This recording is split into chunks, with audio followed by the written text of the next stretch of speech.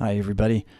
This month, I'm chatting with Patti Shank and talking with her about three fairly simple and what you might think of as obvious tactics for getting better at the work we do in instructional design. But maybe what you don't know is that there is a lot of research, and some of that research can be boring and tough to digest.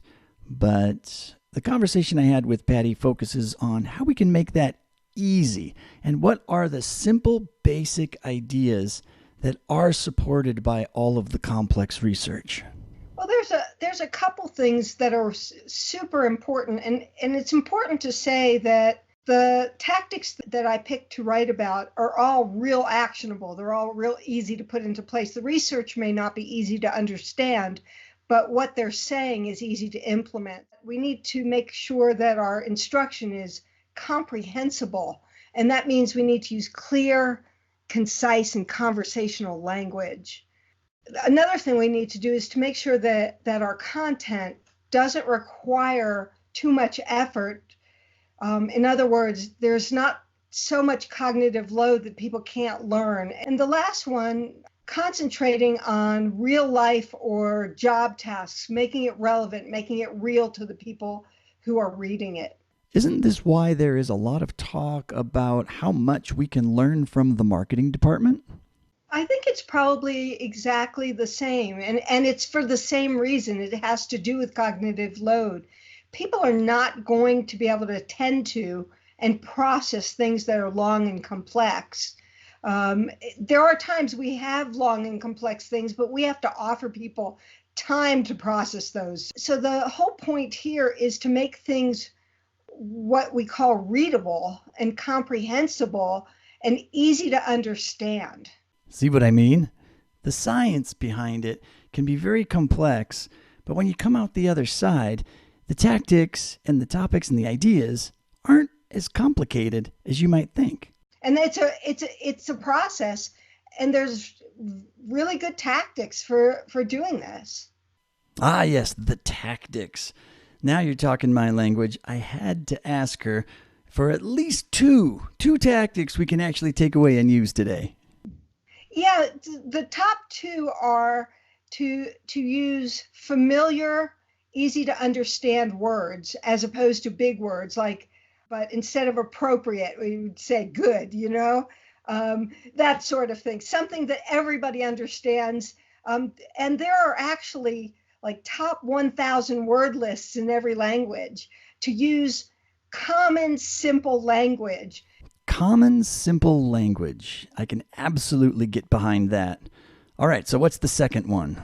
And the other one is to make sure that our sentences are under about 20 words. That once you start getting over 15, 20 words, people have to remember what was at the beginning of the sentence in order to understand the latter part of the sentence, and we don't want that.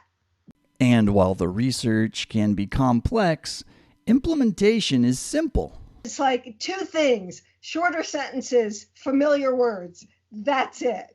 The last little piece in there is to use conversational language rather than formal language, that people process the words that people say to them and discussion a whole lot easier than they do formal language. So clear, concise, conversational. Clear, concise, conversational.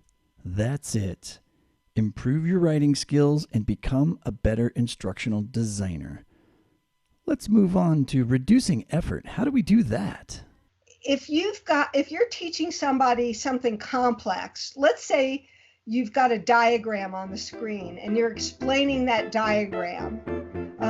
You don't want other pictures on the screen and you don't want background music, because your brain is going to process what's in front of it and what it's focused on, and it can't not process it. You can't look at the thing you're explaining and read the text at the same time. Just like I was saying, no gratuitous graphics that aren't needed, no background music, nothing that pulls away attention other than what you want them to look at and process. So the research tells us two simple things: keep the writing simple, and to also don't overdo it with the graphics. But it also tells us one more thing. And the research also shows, and this is really interesting, that when we put everything into the context of their job, people remember it better. It's like stories, right? We remember stories better. We remember stories about our work better. We remember things that make our life easier better. So that's the other reason for doing that. And that's about it. Keep your content simple, reduce the effort, and just focus on those work-related tasks. Thanks, Patti Shank, for chatting with me and allowing me to share your knowledge of research with the Learning Now TV community. Hey, happy holidays, everybody, and we will see you again in the new year.